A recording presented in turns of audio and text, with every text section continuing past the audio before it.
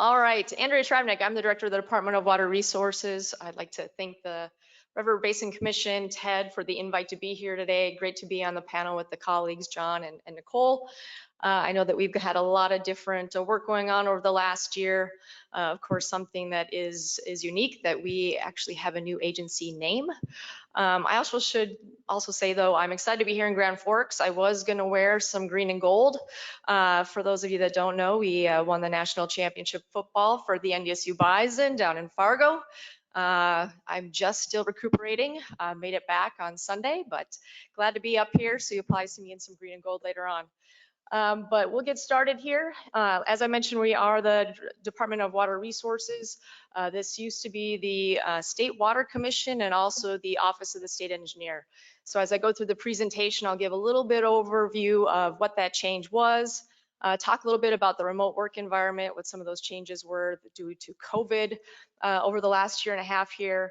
Also just wanted to go over just some of the same things that this agency continues to do compared to when we were the State Water Commission. I continue to get a lot of questions if I had to hire a whole new staff with this change that happened in House Bill 1353. So I also want to reiterate to this group and to all of you online that we still continue to the same, work on the same issues, have some of the same programs that we had previously. Also go into some of the drainage related bills, what came out of 21, 23, and what you can see for 23, 25 into the future for the next legislative session. It's hard to believe that we're already planning for that already. Also get into water related funding and water supply. Many of you know that we have the Resources Trust Fund that comes from 20.5% of our oil extraction taxes, and that's what helps us to do a lot of the water infrastructure across the state. And also get into real-time data. We know that as conditions continue to change, we saw this last year with the drought perspective. So making sure that we've got infrastructure on the field that's capturing different types of data that will be helpful for us as we do analysis, modeling, and sharing information with all of our partners across the state and within the region and internationally. Finally get into the drought program, what we were able to accomplish when the governor announced an executive emergency in April, some of the programs that we were able to put together to assist our ranchers and our farmers across the state, and then how we plan to collaborate into the future. A reminder of what our mission and our vision are. It's laid out there to continue to improve the quality of life and strengthen the economy of North Dakota by managing the water resources of the state for the benefit of the people. This is our mission. We do know that we, as of January 3rd, we have hired a consultant to help us with the 5-year strategic plan for the agency. So we will be looking to see if this is something that we want to change. We'll be getting a lot of feedback from our different stakeholders, both within state and out of state. So more to come on that. Also our vision, so present and future generations of North Dakotans will enjoy an adequate supply of good quality water for people, agriculture, industry, and fish and wildlife. We also want to continue to put that Missouri River to beneficial use for the people of North Dakota. As discussed before, we have House Bill 1353 that was passed this last legislative session. This put into effect combining the State Water Commission with the Office of the State Engineer. And now the only thing that has changed is now the director oversees the Department of Water Resources and also the State Engineer. It is also now a new cabinet agency as well. As mentioned, our divisions, they remain the same. Administration, atmospheric resources, planning and education, regulatory, our water appropriations, water development. But so for the most part, everything is still the same. You've got our same staff members, our team members that you've been working with. Now you just get me as well as the state engineer. And as we've been working through it, John Paskowski, he was officially announced here this fall. So he is the one that handles a lot of the regulatory issues. So as you're looking for signatures for those construction permits, drainage permits, appropriations, you will still see the state engineer's signature on those documents. We also still report to the Water Commission. So we have 10 commissioners, one of which is the governor of North Dakota and also the agricultural commissioner. This last July, when I was appointed as the new director, we did appoint 4 new members to the Water Commission. So we've got some new ones on there. So we're all getting up to speed and building those new relationships, continuing to listen to those concerns across the different basins. And also, as we look at the functions moving forward and the responsibilities, just like touching on the 6 divisions, some of the specifics that we're working on, anywhere from your cost share program, dam safety, drainage and construction permits, working with drones, presence is that real-time data that I mentioned earlier, our mapping services, our North Dakota Cloud Modification Project, sovereign land management, floodplain management. So these are still all the initiatives that the Department of Water Resource Agency is working on, and we're a partner and we're there for anything that you need. So how did COVID impact this agency? It was kind of interesting. I actually moved during COVID. So in May 2020, I was actually moving from Washington, D.C. So kind of interesting, where you're trying to find an apartment, find a house, also get your stuff moved, where you're used to having people come into your house, analyze the type of boxes you have. Well, of course, you can do that all virtually now, right? You use your phone, be able to scan the room, what's in my drawers, what's in the closet, what's in the bathroom, everything that needs to get packed up. So I was able to move, also be able to find an apartment. So it was just kind of bleeding that over into what we do at an agency. So how do we continue to move forward what we need to work on? And what was unique for me is that I had to also meet team members that I had never met before. So being able to do that through the Teams environment, being able to try to have one-on-one meetings. So as it related to the Department of Water Resources, we were able to generate that innovation, remote meetings, virtual operations, telework. Today, we still are doing some of the hybrid model. We have individuals that want to still be able to work from home. We have some that want to be in the office. We have some that want to work maybe a couple days in the office, a couple days at home. So we remain being really flexible for our staff members, for our team members, so whatever they are comfortable with. So everything's been going really well there. Also, as we're trying to move documents, whether that's water appropriations, those permits that I mentioned earlier, now we're able to do that all through existing electronic routing systems. So that has also developed some efficiencies for the agency as well.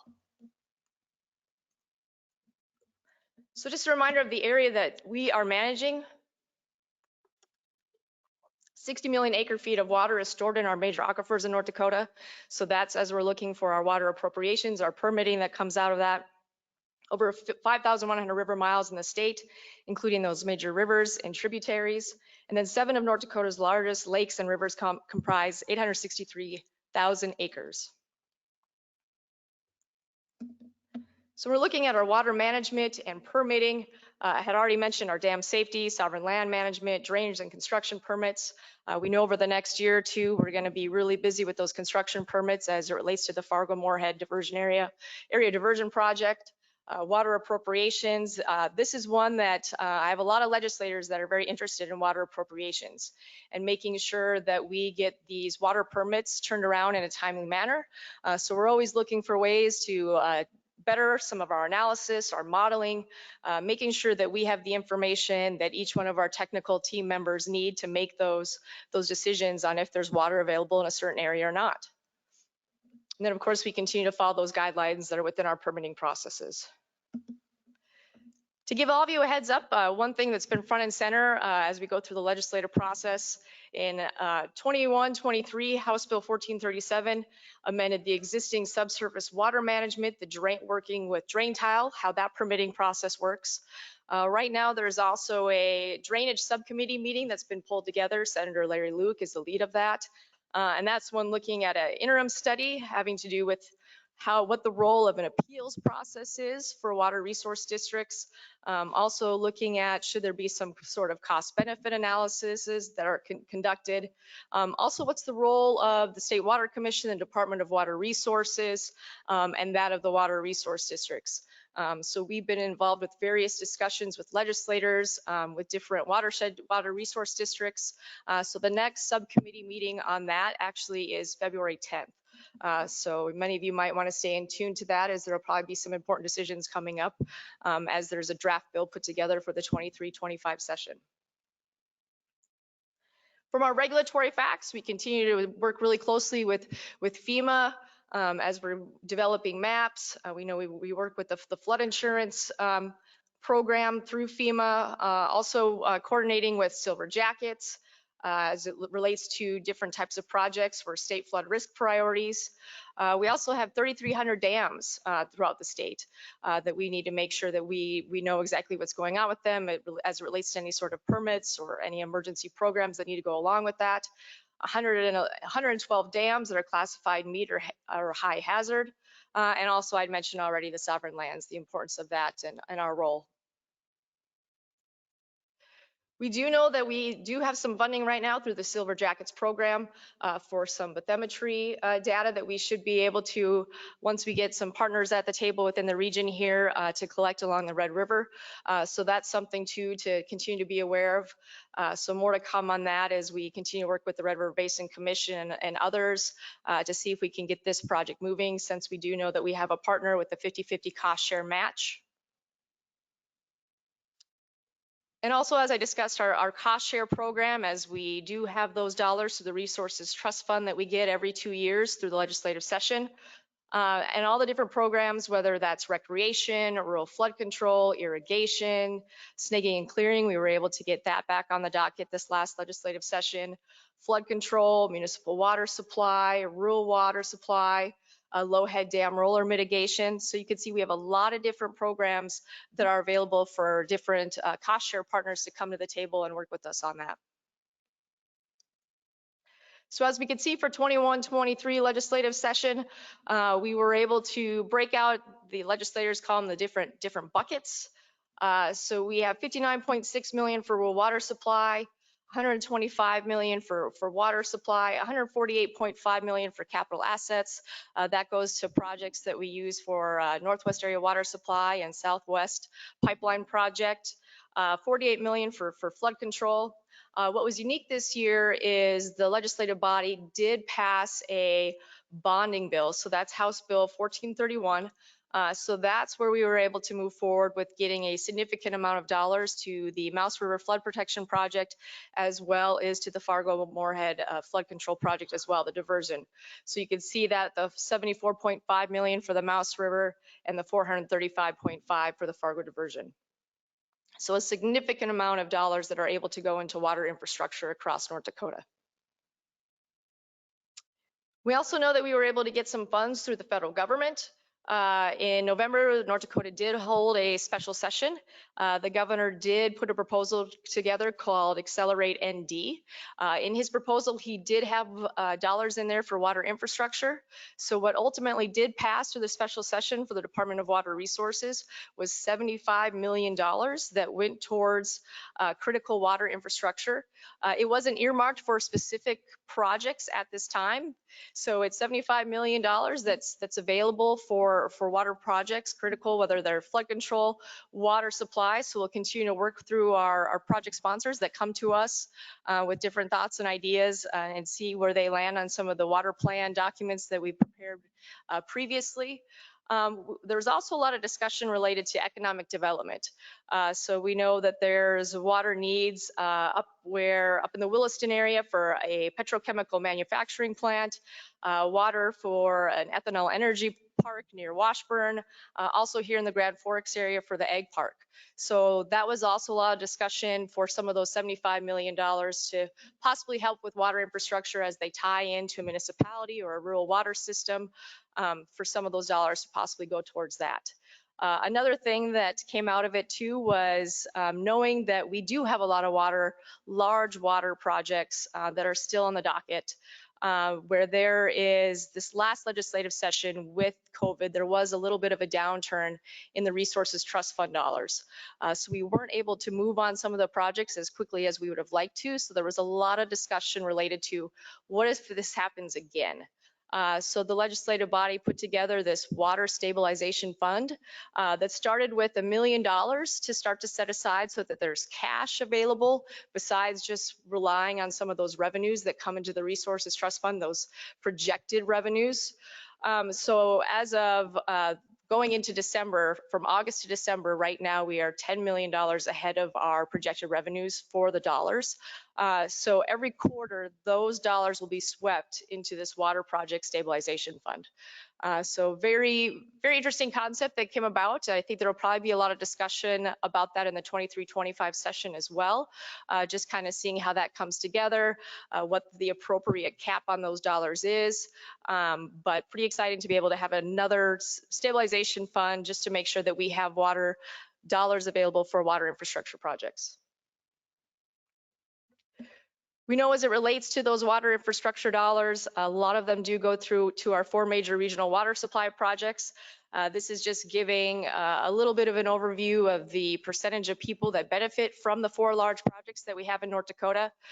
So from your Western Area Water Supply to your Southwest Pipeline Project, NAS, and of course, as we continue to work towards Red River Valley Water Supply Project, that would be benefiting over 50% of our population in North Dakota.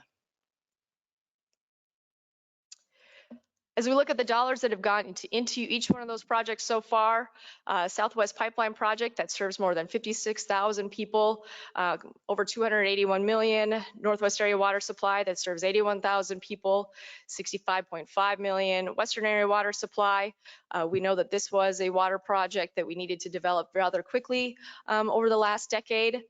For the different water needs, with also the growth of the population on that side of the state. So total state investment of $227 million, and we continue to work with all the partners on the Red River Valley Water Supply with a total state investment of $117.5 million. We know that there's still a lot of dollars to go into all these different types of projects, so we remain just staying on top of what's happening with that Resources Trust Fund and making sure that we're trying to spend those dollars as efficiently as possible. I mentioned earlier the importance of the Missouri River to the state of North Dakota, knowing that this is our largest river in North Dakota, of course, and it's tied in with many other state partners. And I know that it's watched both regionally, nationally, internationally. But I do know that this is an important resource that we will continue to work hard in North Dakota to be able to utilize for our citizens. And just a quick overview of Red River Valley Water Supply Project. Working with Garrison in collaboration with LAWA, and that's where they're looking to transport the Missouri River water to central and eastern North Dakota through the 165 CFS pipeline, the intake site that will be near Washburn, and then also just reminding of what the state has invested so far. As we look at the real-time data, I'm going to go through these slides pretty quickly because I know we were a little bit behind. But again, just reminding everybody of the present system that we have, the real-time data pushing the remote sensors. We really are looking to get, we've got 200 plus of these different types of sensors that are out throughout the state right now. And we continue to try to figure out what the appropriate what we should be collecting with some of these. So whether that's the devices that collect the water levels, the barometric pressure, soil moisture, and air temperature. So it's pretty exciting. These are, I think, going to be just the way of the future, being able to collaborate too with USGS and NDON. But more to come on this. Like I said, we continue to innovate with these type of enhancements, and we'll keep working on those. You can see the different locations that we've got across the state, from observation wells to surface water sites, soil and precipitation data that we're looking at. And then just a step-by-step of how we put them in, the benefits, why we continue to do that, looking at recharge and discharge, helps us with some of our modeling. Our water systems determine impacts of appropriation. And I'd mention also with everything going on last year with drought, and as we look to the future, what could be happening this next year, I did have an opportunity to go to the CRUA conference, the Colorado River Water Users Conference here in December. Of course, a lot of discussion around drought on the Colorado River. So I know that our drought programs, as it relates to our farmer and ranchers, just how many dollars that we were able to get out the door. You can see the different types of projects. I know that Pat will be looking at probably giving a little bit more of an overview on this tomorrow, but just amazing that we were able to approve close to 1,500 different types of applications. And just a reminder with the drought maps that we saw last summer, where the state really is trying to make sure that we're looking ahead trying to plan for that future as decisions will have to be made if these type of scenarios continue. Like I mentioned, it was interesting being with the Colorado River water users, just how they need to be creative. How are we capturing? I know water storage was discussed, but we are sharing these resources. But how do we continue to make sure that our people have access to water? So as we look at innovation and growth, we're still looking at that smart, efficient infrastructure. Long-term resiliency continues to be a high priority for the agency. Flood protection, drought resiliency, continuing to have that successful innovation with our drone program, with presence, mapping services, and of course also being responsive to what the community is looking for. So working with our project sponsorships, collaborative efforts, our international partnerships. And again, customer service responsiveness. I'd mentioned our strategic planning efforts.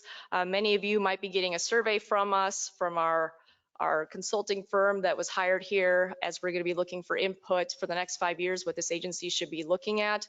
What are some of those common themes that come to the table? So stay tuned for that as well. And just to put that pitch in, we've got a few open positions if anybody wants to work with our great team. We've got some of our team members here today, but be glad to speak with any of you if you want to come on board with us. At the same time, if you've got any questions for us, don't hesitate to reach out.